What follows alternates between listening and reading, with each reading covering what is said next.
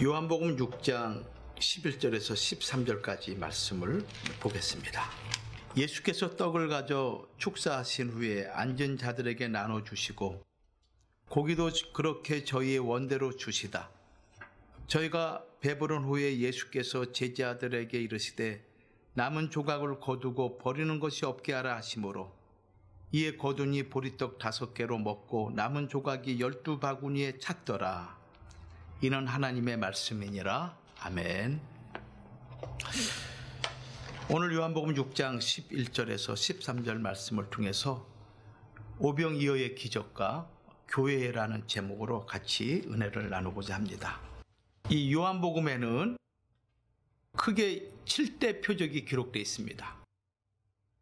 하나님의 본체이신 예수 그리스도께서 메시아이심을 나타내신 표적이 바로 7가지의 아주 큰 사건으로 기록되어 있는데, 이 첫 번째 사건이 어떤 사건인가 하면은 요한복음 2장에 가나의 혼인잔치에서 물로 포도주로 변케 하신 표적입니다.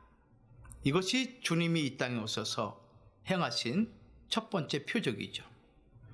두 번째는 요한복음 4장에 신하의 아들을 고치신 사건입니다.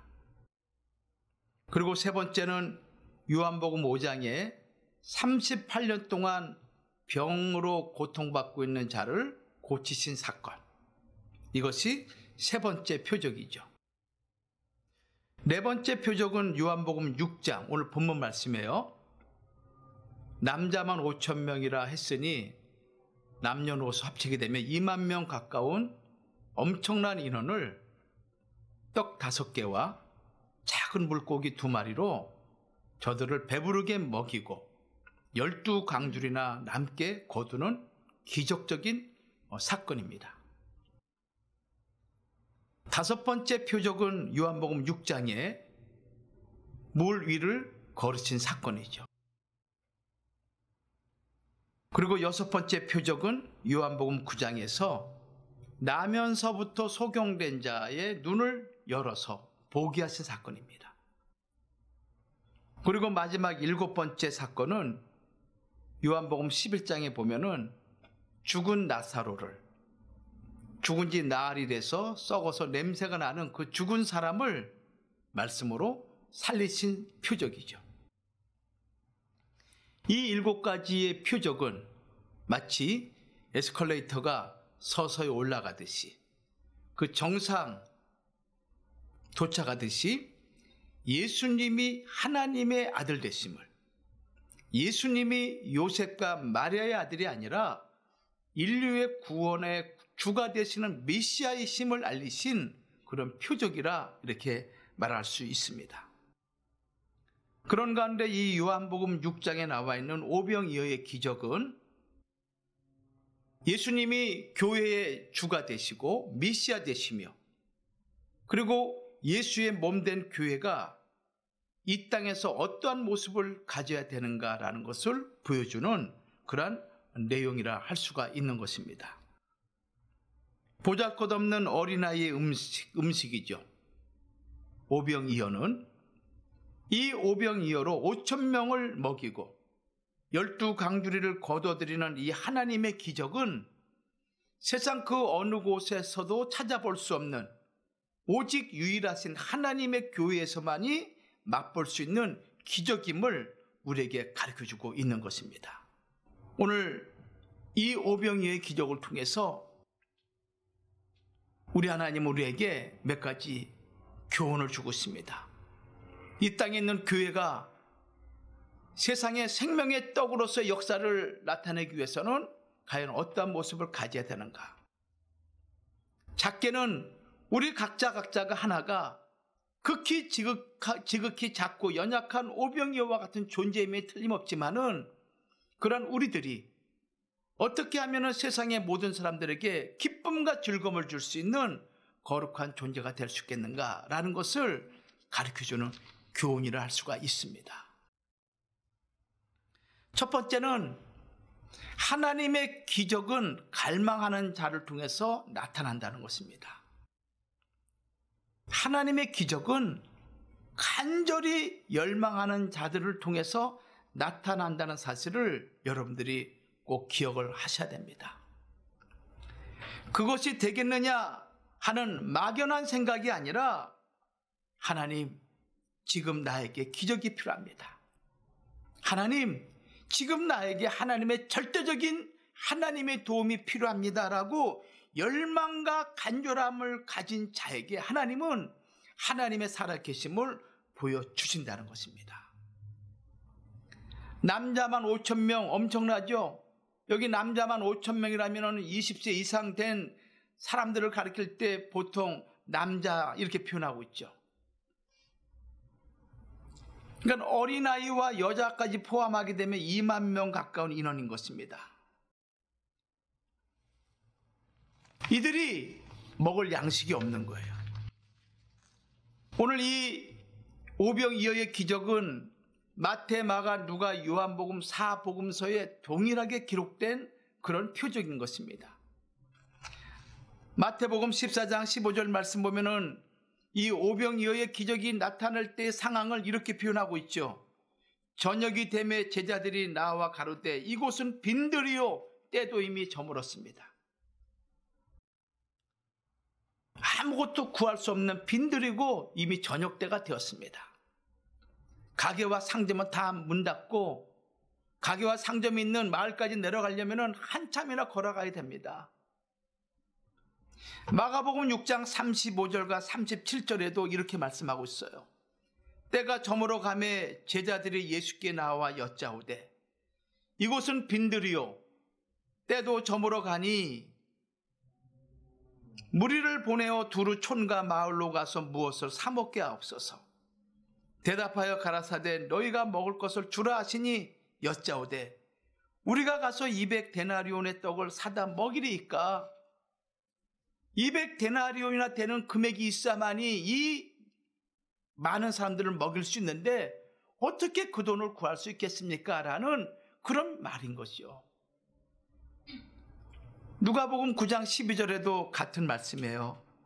날이 저물어 가매 12사도가 나와 여짜오되 무리를 보내어 두루 마을과 촌으로 가서 유하며 먹을 것을 얻게 하소서.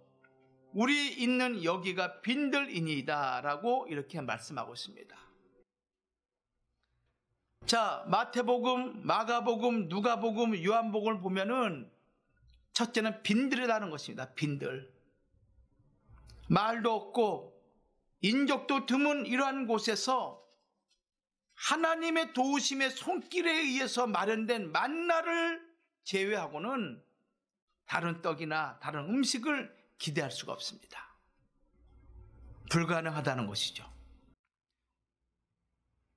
구약 모세가 출애굽할 때 광야에서 그 빈들에서 하나님께서 하늘문을 여시고 하늘에 선령한 음식인 만나를 내린 그 놀라운 기사와 이적을 하나님이 보여주지 않고서는 음식을 구할 수 없다는 거예요. 두 번째는 무슨 현실적인 문제가 있습니까? 이미 때가 어두워 저물었습니다 라는 뜻이죠. 음식을 구할 수 없다는 것입니다. 그리고 만약에 구할 장소가 있다 할지라도 이 많은 사람들을 먹일 수 있는 금전적인 것을 누가 지원할 수 있겠습니까? 200데나리온. 이 한 데나리온은 그 당시 노동자가 하루 벌어서 싹을 취하게 되는데 그 싹이 한 데나리온이에요. 자, 이걸 통해서 우리에게 가르쳐주는 것이 무엇입니까? 중요한 것은 문제가 있으면 문제를 받아들이고 은혜를 베풀어 달라고 하나님께 간절히 기도하라는 것을 우리에게 말씀하고 있는 거예요. 지금 제자들이 모시고 있는 예수님은 누구십니까? 전능하신 하나님이시오. 요한복음 2장에서 물을 변하여 포도주를 만들게 하신 사건이 있었으며 또한 요한복음 4장에서 말씀 한마디로 병든 신하의 아들을 고치신 사건을 제자들은 경험을 했어요. 38년 된 병자를 고치신 사건도 경험하신 제자들입니다. 그 전능하신 메시아이신 예수님이 있음에도 불구하고 예수님을 온전히 믿지 못하는 어리석은 제자들의 모습도 우리가 함께 보는 것이죠.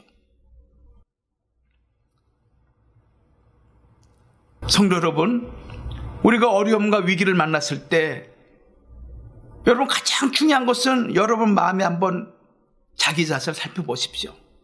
내가 진정으로 하나님을 믿고 있는지.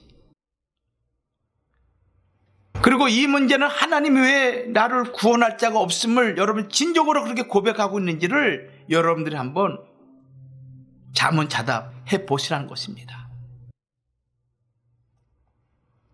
사람들이 문제가 생기게 되면은 그것을 회피하고 미루어 버리는 것이죠. 제자들이 이렇게 말합니다. 마가복음 6장 37절과 누가복음 9장 12절 말씀 보면은 무리를 보내어 두루 촌과 마을로 가서 무엇을 사 먹게 하옵소서. 제자들의 지혜와 지식으로는 이 문제를 해결할 수 없는 것입니다. 그러므로 무리들을 보내서 마을에 가서 사 먹고 그리고 그들 스스로 해결하도록 하는 것이 최선의 방법입니다 라고 예수님에게 말씀하고 있는 거예요. 그러나 하나님의 교회는 그렇게 해서는 안 되는 것이죠. 우리 각자가 진정으로 하나님의 기적을 맛보기 위해서는 이런 식의 표현이 아니라 오히려 하나님 앞에 우리의 문제를 하나님께 내려놓고 하나님께 간절히 기도할 때 하나님은 우리가 모르는 놀라운 기사와 이적으로 우리의 문제를 해결해 줄 줄 믿습니다. 이것이 우리가 믿는 하나님이십니다, 여러분들. 평상시에 하나님이 나와 함께 하심을 여러분들이 늘 경험을 해야 되는 거예요. 하나님은 죽은 하나님이 아니신 것입니다. 지금도 우리와 함께 하시고 지금도 우리와 역사하시고 지금도 나의 삶을 주장하시는 것이 살아계신 하나님이신 것입니다. 우리가 입으로만 또는 우리의 어떤 행색으로만 하나님을 믿는 무늬만 있는 성도가 되지 말고 내 마음 깊은 곳에서부터 하나님을 의지하고 하나님을 앙망하고 하나님만을 간절히 바라는 그런 열망을 가지고 하나님께 나아갈 때 하나님은 자비와 긍휼로 우리를 은혜를 베푸시고 우리를 도우시는 하나님이심을, 자비의 아버지이심을 여러분들 믿으시기를 주의 이름으로 축원합니다. 여러분들, 우리가 아무리 부족해도 하나님은 내가 가진 그것을 통해서 기적을 일으키신다는 사실을 믿으시기 바랍니다. 모든 것이 없는 것 같죠. 그러나 내 안에 조그만 믿음만 있으면 그 믿음을 통해서 하나님이 기사와 이적을 일으키신다는 거예요. 우리가 가진 것이 크고 작고가 문제가 아닌 것입니다. 내가 가진 것이 귀한가 귀하지 않은가 이것이 절대 문제가 될 수가 없습니다. 중요한 것은 작든 크든 내 마음에서 하나님을 전적으로 의지하고 신뢰하고 있는가. 중요한 것은 누구와 함께 일하고 있느냐, 누구와 동행하고 있느냐. 그것이 분명하면은 하나님은 그 마음을 보시고 놀라운 기적을 베풀어 주신다는 것입니다.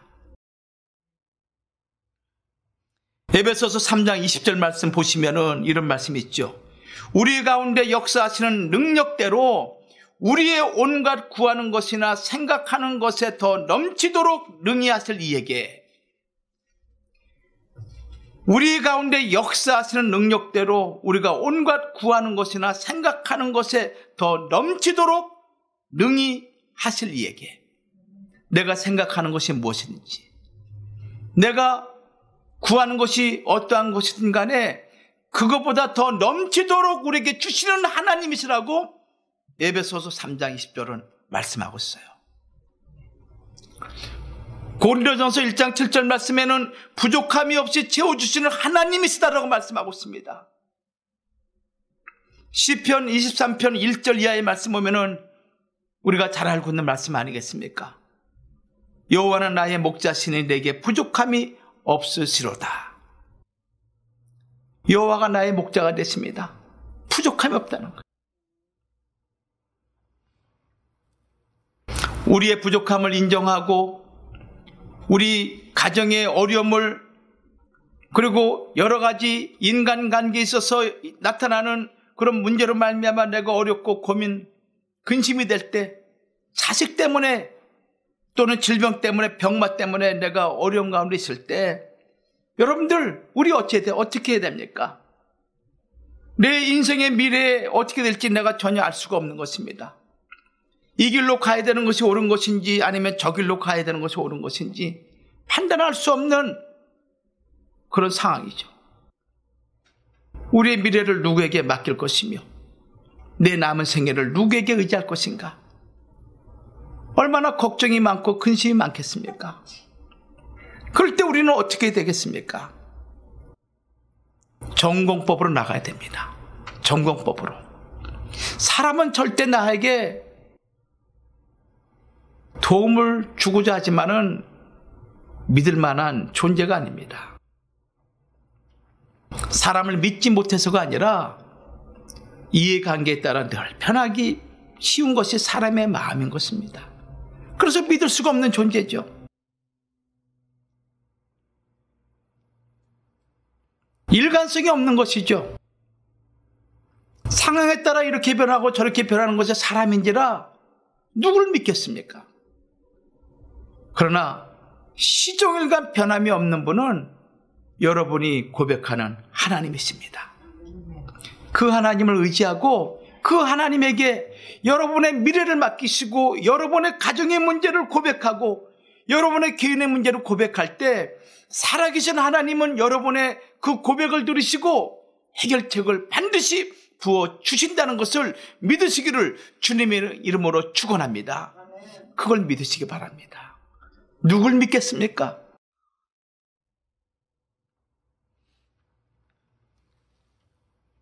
구약 남조 유다 히스기야 왕 때 아수르 대군이 남유다를 침공했습니다. 별의별 말을 다 동원하면서 히스기야 왕과 남조 유다를 핍박하는데 그 가운데 너희 유다를 정복하는 것이 하나님이 허락하지 않았다면 어찌 이런 일이 일어날 수 있겠는가? 하나님의 이름을 남조 유다에게 얘기하면서 이스라엘 백성들을 격동시킵니다. 이사야 36장 10절에 이렇게 기록되어 있죠. 내가 여호와의 도움 없이 너희 나라를 치러 온 줄로 생각하느냐? 여호와께서 나에게 직접 이 땅을 쳐서 멸망시키라고 말씀하셨다라고 아수르 군대가 히스기야 왕에게 얘기하는 거예요. 우리나라가 너희 나라를 치는 것은 하나님의 뜻이야. 그래 너희 순수하게 항복하고 지금 성문을 열어라. 이렇게 얘기하고 있는 것이죠. 그러니 히스기야 왕과 이 유다 백성이 얼마나 두렵고 얼마나 걱정이 태산 같습니까? 그때 히스기야가 아수르 왕 사네립이 보낸 편지를 들고 하나님의 전에 올라가서 그 글을 여호와 앞에 펴놓고 하나님께 기도 올리는 거예요. 아무것도 할 수 없는 무능한 능력이 없는 그런 상태에서 나를 도울 이웃도 없고 나를 도울 나라도 없고 우리 스스로 이것을 방어할 수 있는 힘도 없는 그런 무능한 상태에서 오직 구할 일은 하나님뿐이 없는 거예요. 그래서 적군 왕이 보낸 그 편지, 항복하라는 그 편지를 들고 하나님의 전 앞에 올라가서 하나님 앞에 그걸 펴놓고 하나님께 기도 올리는 것입니다. 그 말씀이 이사야 37장 17절 말씀이죠. 여호와여 귀를 기울여 들으시옵소서. 여호와의 눈을 떠 보시옵소서. 사네립이 사자로 사시는 하나님을 회방한 모든 말을 들으시옵소서. 우리 하나님 여호와여 이제 우리를 그의 손에서 구원하사 천하 만국으로 주만 여호와이신 줄을 알게 하옵소서. 하나님 앞에 기도한 거예요.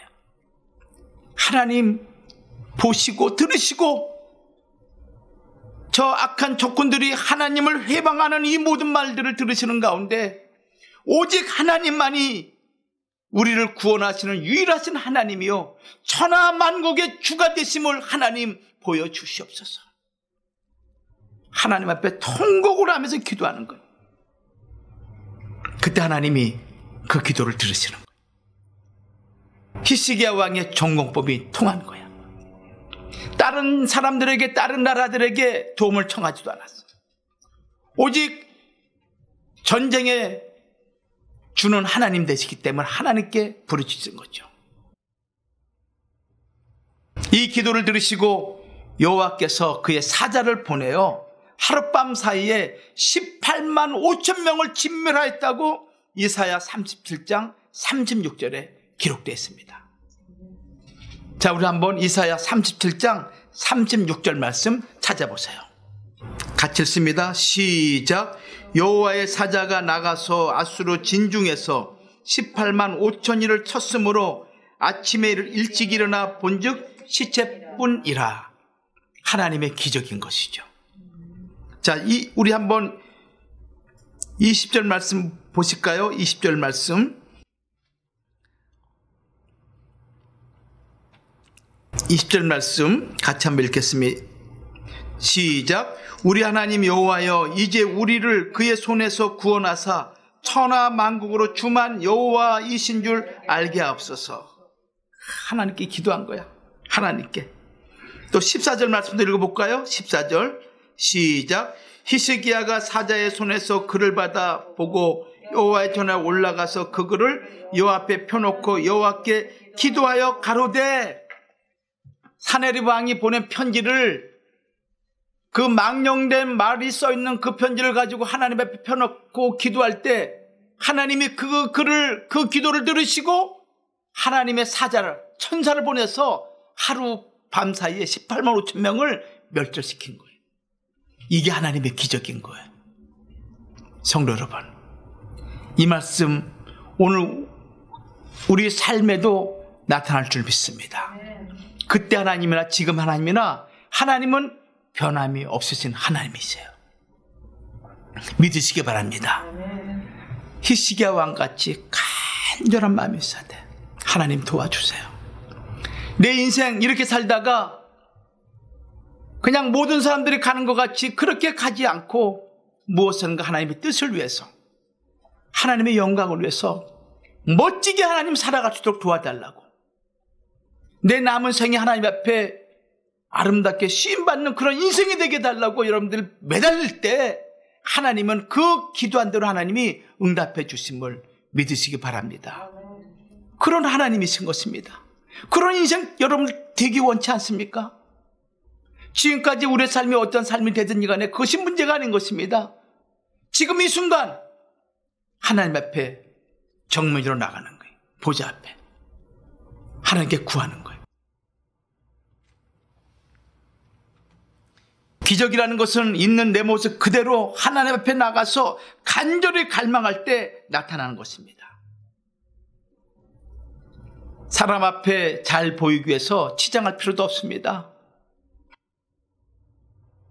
얼굴을 화장하고 옷을 갖고 입고 머리를 다듬고 그럴 필요도 없습니다. 그냥 있는 그 모습 그대로 하나님 받아주세요. 도와주세요. 이렇게 나가면 되는 거예요. 두 번째, 기적은 헌신하는 곳에서 나타난다. 여러분들 꼭 기억하세요. 기적은 헌신하는 곳에서 나타난다. 예수님께서 제자들에게 이렇게 말씀합니다. 너희가 먹을 것을 주라 하시니, 이때 안드레가 요한복음 6장 9절에 여기 한 아이가 있어 보리떡 5개와 물고기 2마리를 가졌나이다.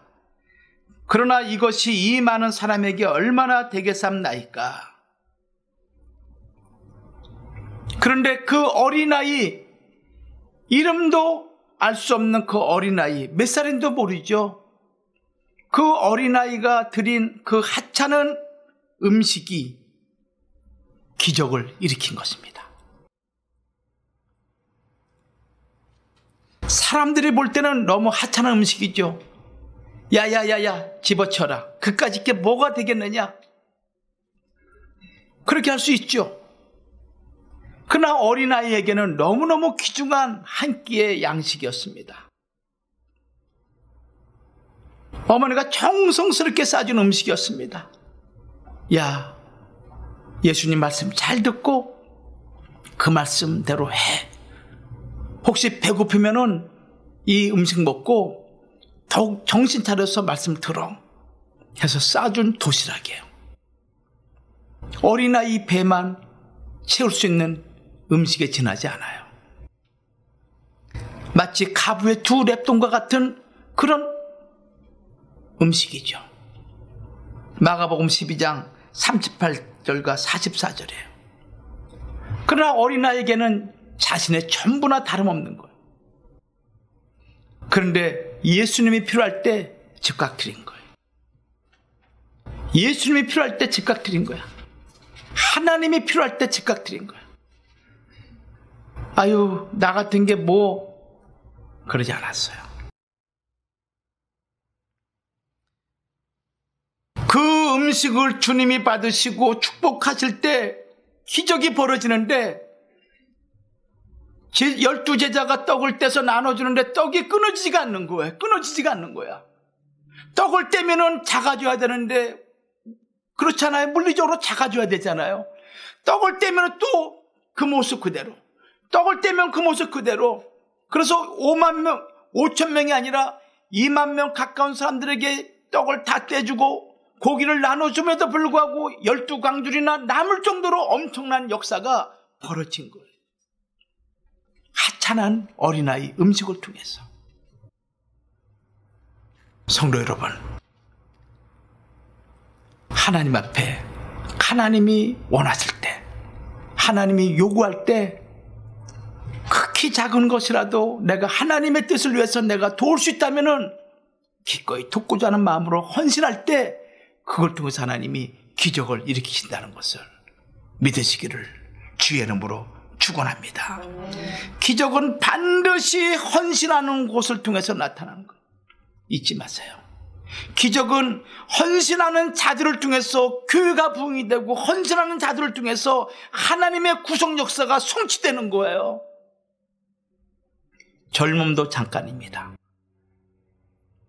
재물도 잠깐이야. 미모도 잠깐입니다. 그 시간 지나면은 여러분들 아무것도 아닌 거예요. 하나님의 나라는 믿음으로 행하는 것만 남게 돼요.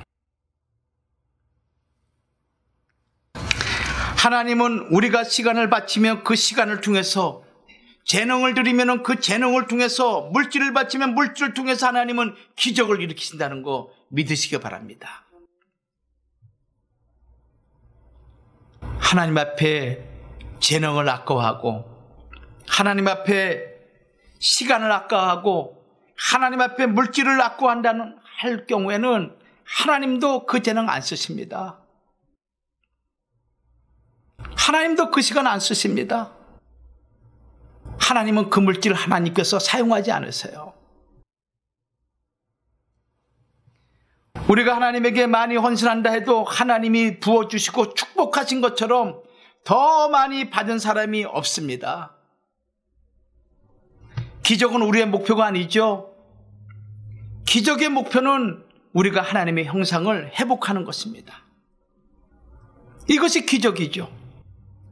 내가 시간을 투자하고 물질을 투자하고 나의 젊음을 투자하는 거, 이것은 내가 하나님의 형상을 회복하는 그런 신앙의 성숙을 우리가 보여드리는 거예요. 진정한 헌신 없이는 주님을 닮을 수가 없어요.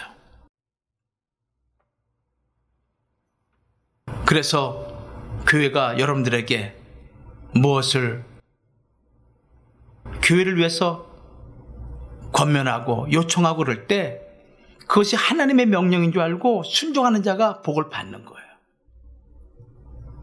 잊지 마세요. 잊지 마세요.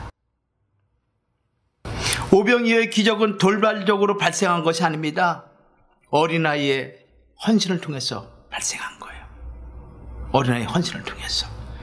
중요한 것은 하나님의 주권 행사지만은 그러나 그 주권 행사를 하는 그 과정에 있어서 인간의 반응이 있음을 지금 우리에게 가르쳐주고 있는 것입니다.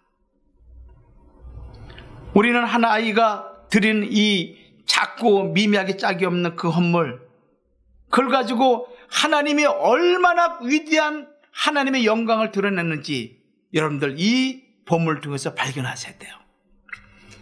내가 드린 것은 극히 작은 것인데 그걸 통해 가지고 하나님이 얼마나 크게 하나님의 위대하심을 드러냈는지를 여러분들이 보시고 여러분도 그러한 헌신자가 되시기 바란다는 거예요. 왜 나만? 왜 내가 왜 이렇게 힘든 일을 해야만 되는가?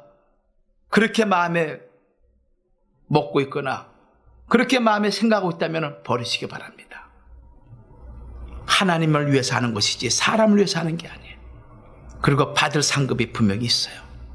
그런 마음이 계속 쌓이게 되면 안 한 만도 못한 것이야. 믿고 끝까지 할 때 하나님이 반드시 갚아주는 은혜가 있는데 그 갚아주는 은혜는 여러분이 생각할 수 없는, 생각하는 것이나 구하는 것에 더 풍성하게 주시는 하나님의 은혜임을 여러분들 경험할 때가 있습니다.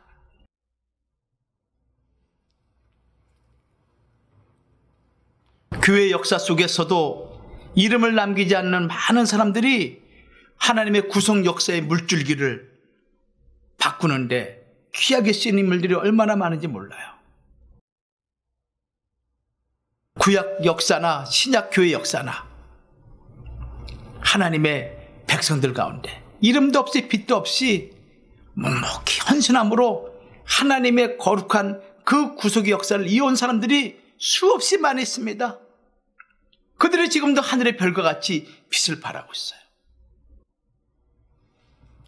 인색함으로나 억지로 하지 마세요. 그게 오히려 자기에게 마이너스가 되는 것입니다. 기쁨으로 즐거움으로 그런 마음을 할 때 하나님이 주시는 은혜가 평강이 충만히 넘칠 줄 믿습니다. 그러한 마음으로 여러분들 하시기 바랍니다.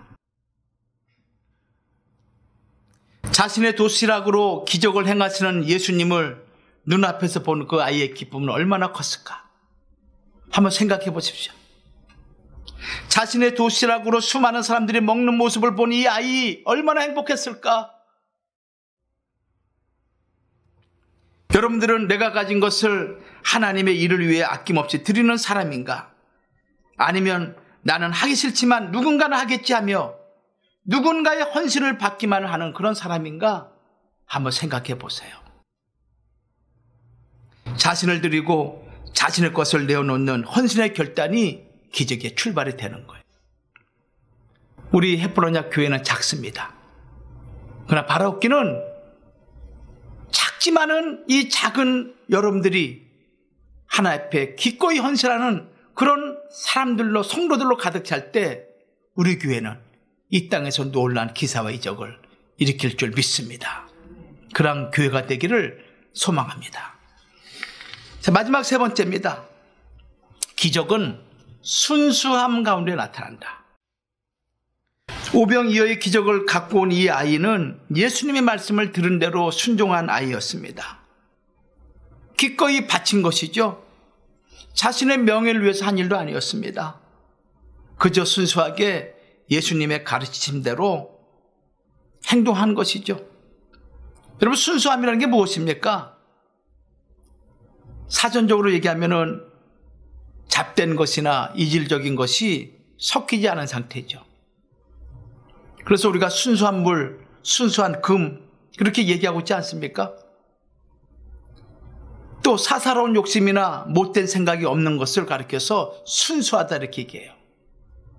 아유, 쟤는 보면은 순수하지가 않아. 말로는 이렇게 하지만 속으로는 또 다른 생각을 가지고 있어. 순수하지 않은 것이죠. 순수하다는 것은 무엇입니까? 이것은 불순물이 전혀 포함되지 않은 상태를 가리켜서 순수하다. 신앙적으로 표현하면은 다른 누구보다도 그리스도께 우선적으로 헌신된 마음을 가리켜서 순수하다 이렇게 표현하는 거예요.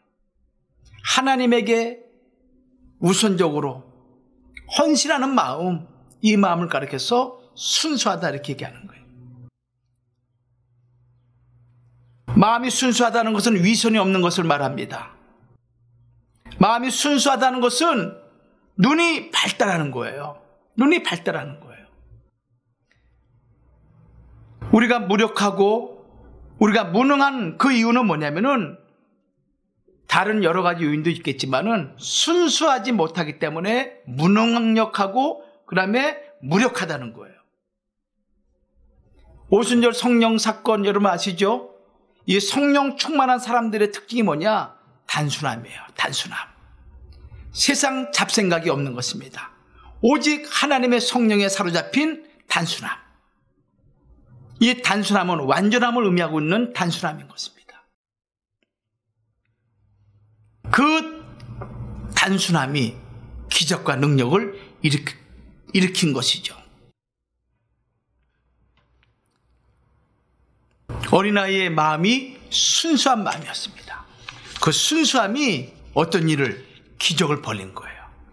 예수님은 하는 어린아이가 준비하고 갖고 온, 그리고 순수하게 바친 그 보잘것없는 오병이어, 그걸 가지고 예수님이 세상에 오신 메시아이심을 보이신 표적을 드러내신 거예요. 그러니 이 구속사적으로 얼마나 놀라운 사건입니까? 그 어린아이가 드린 오병이어, 그 순수한 마음으로 주님을 위해서 드려야지 하는 그 오병이어가 예수님이 이 세상에 약속하신 메시아임을 드러낸 그런 표적을 보이신 그런 출발점이라는 거. 저는 우리 교회가 그런 교회가 되길 바랍니다. 여러분들의 마음이 정말 하나님의 기적을 갈망하고 또 하나님 앞에 진정으로 헌신하는 마음을 가지고 순수하게 여러분들이 주의 일에 헌신할 때, 아, 저 교회는 하나님이 우주 만물의 주가 되시고 예수 그리스도가 우리의 구원자 되심을 세상 가운데 확연하게 드러내는 참된 교회가 될 줄 믿습니다. 그것이 오병이어의 기적을 통해서 우리에게 보여주는 하나님의 놀라운 표적인 것입니다. 결론을 맺습니다.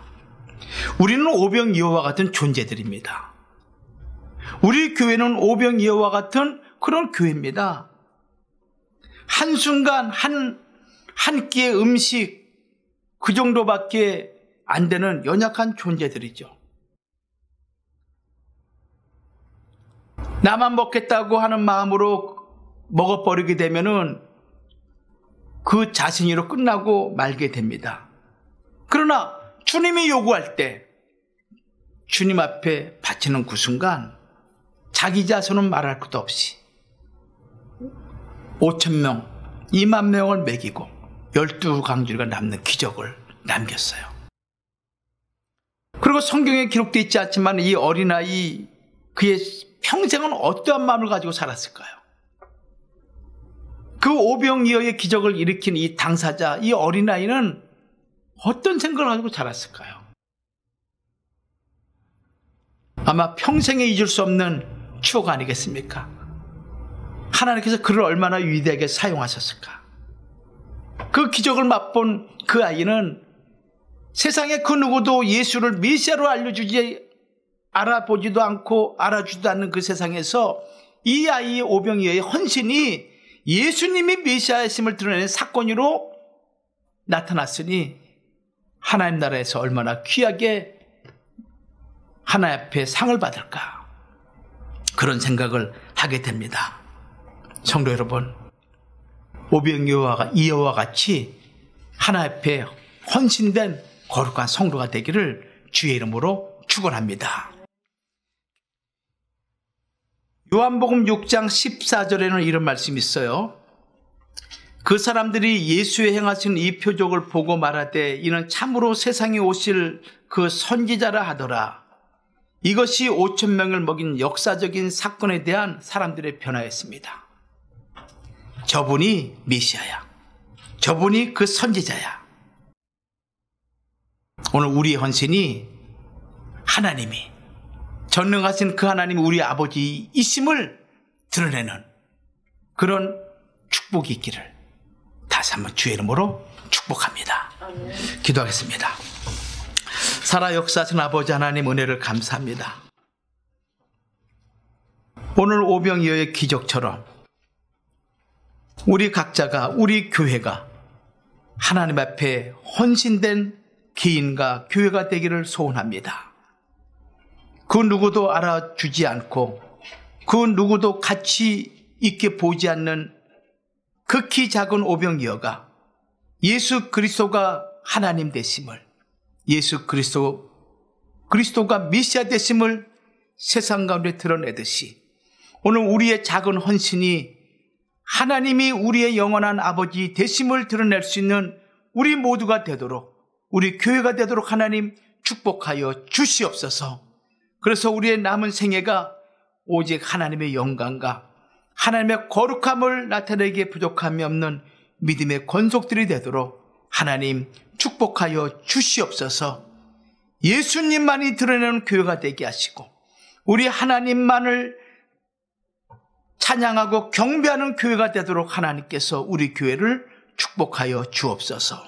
예수님 이름으로 기도 올리옵나이다. 아멘.